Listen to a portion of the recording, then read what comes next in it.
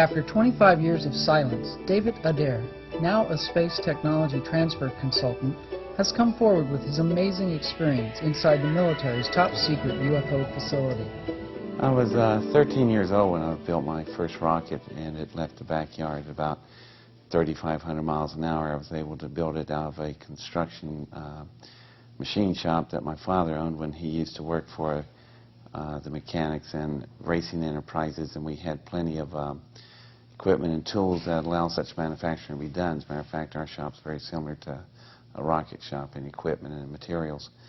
The rockets kept getting bigger, faster, till finally I was able to get funded by a federal grant by a congressman named John Ashbrook, and with that help I was able to go ahead and complete a larger rocket with an entirely new type of engine, which was a fusion containment engine.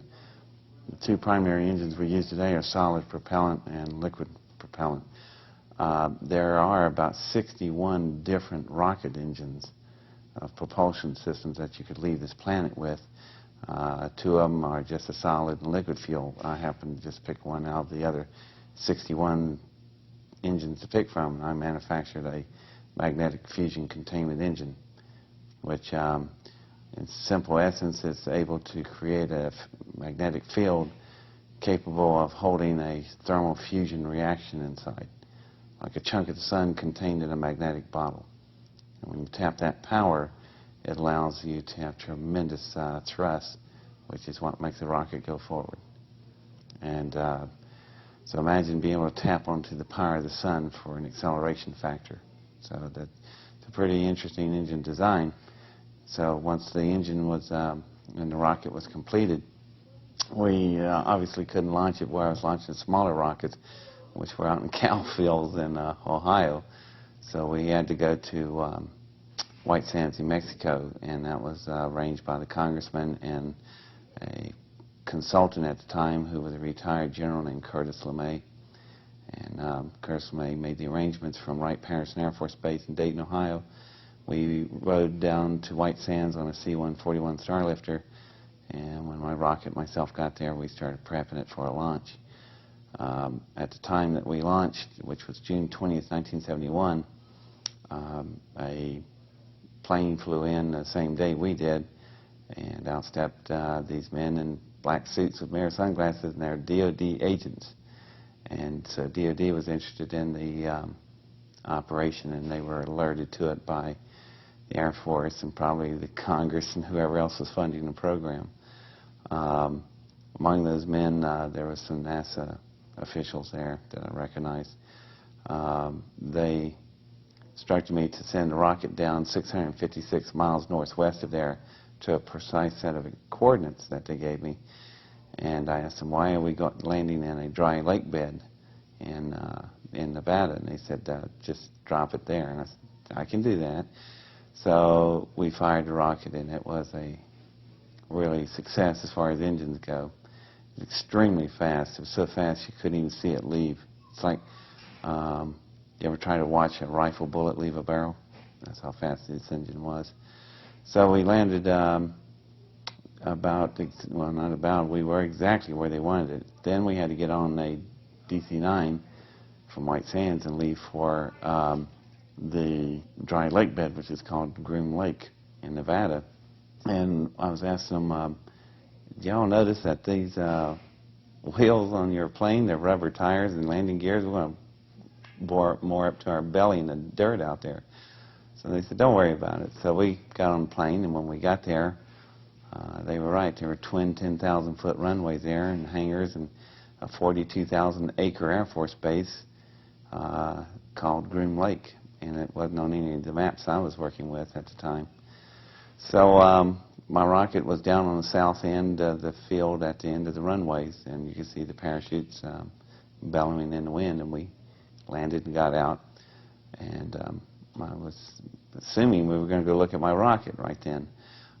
No, we got in golf carts and rode to the center hangar, which was a very low, flat type hangar, but extremely large inside, size of about 4 football fields. So we pull in there and stop in these little golf carts, and we're just sitting there, and I'm going, well, that hangar's empty. I thought, this is interesting, you know. And then in a few minutes, little yellow and red lights came on flashing, and then out of the ground, or out of the floor, come these little rails with chains on them, and they came up around all the doorways, and then the entire floor dropped out from under us. It's an elevator. We went down about 20 stories, and what was interesting about this elevator is normally you have chains that drops these things. These huge worm screws were lowering the platform down, which allows it to carry extreme weight.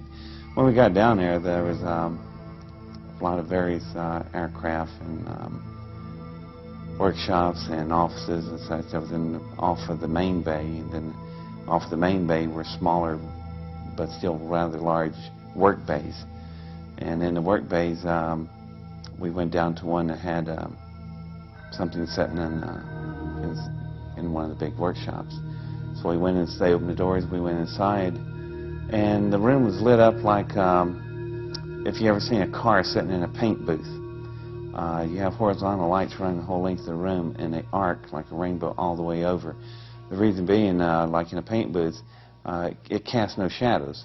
So if you're spraying a car, if you see a run and your shadow's hiding it, you'll put a run in the car. So this was the same reason. It's a good laboratory to do it that way. That means that it's casting no shadows, so whatever you're working on, you can see it without being interfering with the light. And that was the first thing I noticed different about the room. They pulled the big covers off this thing, and it was interesting. It's an engine that's about the size of a school bus. And this engine is pretty much a much larger version of the thing I built. It's also an electric magnetic fusion containment engine, but it is sophisticated and it is powerful. I would have to compare mine to it. Would be like I had a Model A and this thing was a Ferrari. I mean, it's just tremendous, powerful difference, but we both were of the same engine breed. And this one had been damaged right in the center of the core. In the type of configurations we build, we have dual particle accelerators that cause the fusion reaction. Right in the center of these accelerators is an area that I call the eye of the hurricane, and it's like an infinity pattern, figure 8, and right in the center, it's quiet there on a matter of conversion area. So then this particular engine, there was a hole there about 4 feet in diameter, and that was the first thing I noticed.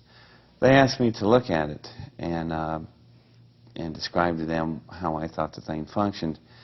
And I asked them, you know, how come I'm telling you about your engine?